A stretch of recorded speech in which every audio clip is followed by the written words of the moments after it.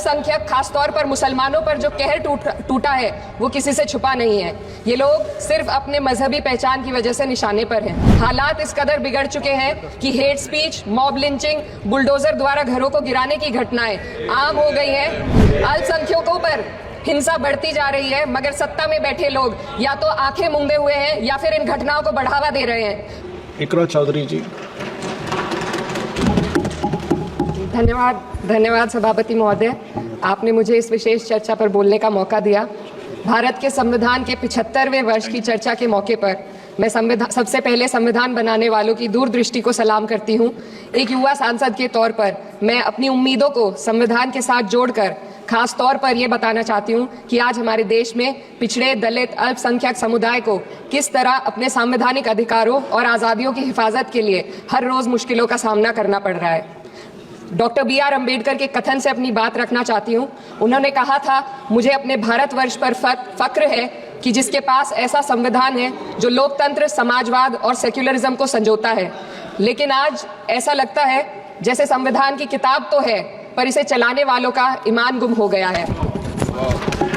आज हिंदुस्तान में हर वर्ग को किसी न किसी चुनौती का सामना करना पड़ रहा है, मगर अल्पसंख्यक खासतौर पर मुसलमानों पर जो कहर टूटा है वो किसी से छुपा नहीं है। ये लोग सिर्फ अपने मजहबी पहचान की वजह से निशाने पर हैं।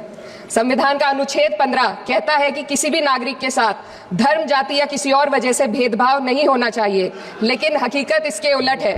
हालात इस कदर बिगड़ चुके हैं कि hate speech, mob lynching, bulldozer द्वारा घरों को गिराने की घटनाएं आम हो गई हैं। खास तौर पर उत्तर प्रदेश में, जहां ऐसा लगता है जैसे कानून के नाम पर जंगल राज चल रहा हो।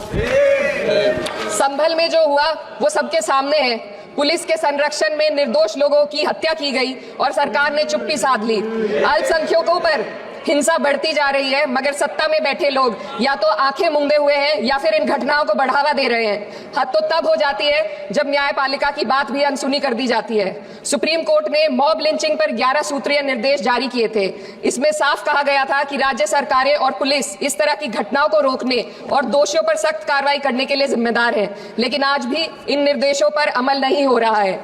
हाल ये है कि मॉब लिंचिंग को रोकने की बजाय सत्ता में बैठे लोग आग में घी डालने का काम कर रहे हैं। उनकी जुबान से ऐसी बातें निकलती हैं जो नफरत को और बढ़ावा देती है। ये अशांति अब इतनी गहराई तक फैल चुकी है कि हमारे समाज के धर्मनिरपेक्ष चरित्र पर गंभीर सवाल उठ रहे हैं। साल की शुरुआत में ही कई राज्यों में दुकानदारों को अपने नाम बोर्ड पर लगाने के लिए मजबूर किया गया। इसे सेहत और सुरक्षा के कानूनों का हिस्सा बताया गया, मगर असल मंशा कुछ और थी। ये कदम खास तौर पर मुसलमान दुकानदारों को निशाना बनाकर उठाया गया ताकि उनकी रोजी रोटी पर चोट की जाए।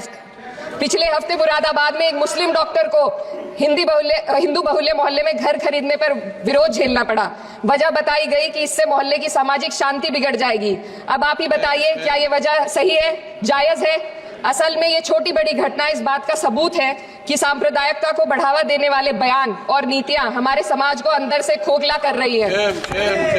उत्तर प्रदेश में यति नरसिंहन ने बेहद घटिया बयान दिया, लेकिन सरकार इन बयानों पर कोई कार्रवाई नहीं कर रही।